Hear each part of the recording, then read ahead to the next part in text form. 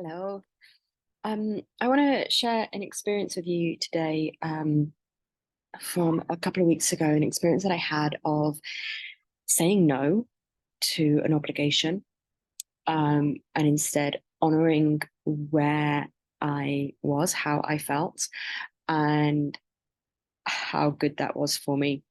Um, because I have these like deep, pernicious stories that I have to follow through on the commitments that I make. And that's something that I take some pride in. The kind of discipline that I have to show up for things even when they don't feel comfortable. Um, but that can also be a pattern that has me prioritize external commitments over my own internal experience. And so a couple of weeks ago, a group coaching call that I was meant to have for my public speaking course got rescheduled to 8 a.m. on Monday morning. And like the last couple of months have been so busy for me. And I was really starting to track that I was like in the autumn of this really busy phase, starting to get towards, getting to the autumn phase. And I was tired and drained. And I'd said yes to rescheduling this 3 hour call, 8 o'clock on the Monday morning, which is a day that I don't normally do calls. Like Monday's normally like my content day. It's a day that I have for myself to be able to work at my own pace on things. But I'd said yes because it worked for the rest of the group. And I woke up on Monday morning and I did not want to do the call. Um, did not want to start my week by doing something that felt edgy and challenging and be on Zoom like immediately. I've spent so much time on Zoom recently teaching. But I had all of these stories about what it meant that if I didn't show up, that I would be a bad student, that I didn't care, that I would miss out, that I wouldn't make progress. And I really want to celebrate myself because I chose not to listen to all those stories.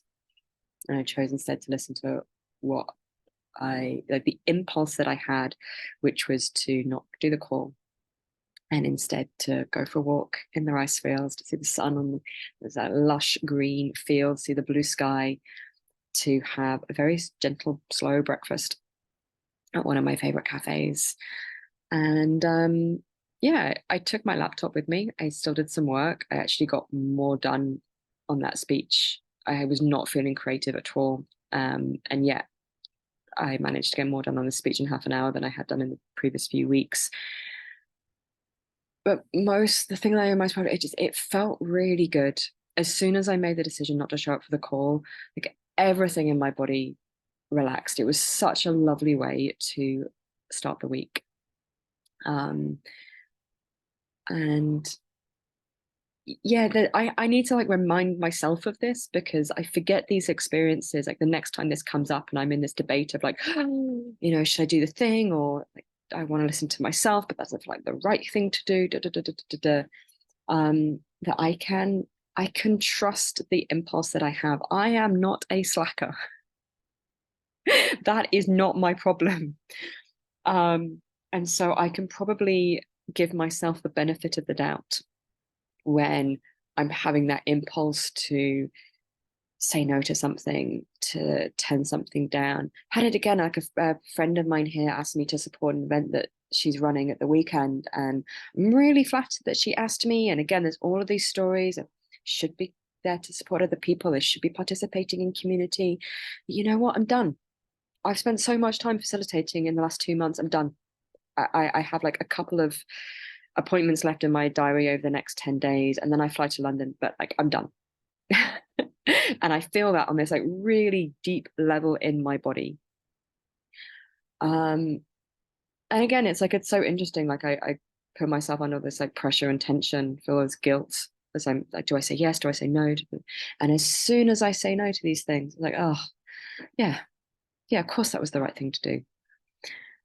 Um, so I'm celebrating me and reminding you that it's okay.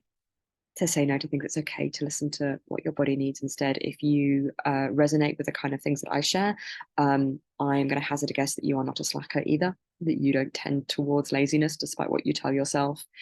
And so from time to time, prioritizing what your body is telling you, prioritizing your need for slowness or rest or space is not only allowed, but it's probably a really good thing. So if you're debating debating saying no to something at the moment, maybe this is the permission slip that you've been waiting for. As always, I'd love to hear how this resonates for you, your experiences of saying no and cheekily loving it, what you've learned from that. But until then, please take care, stay curious, and I'll see you next time.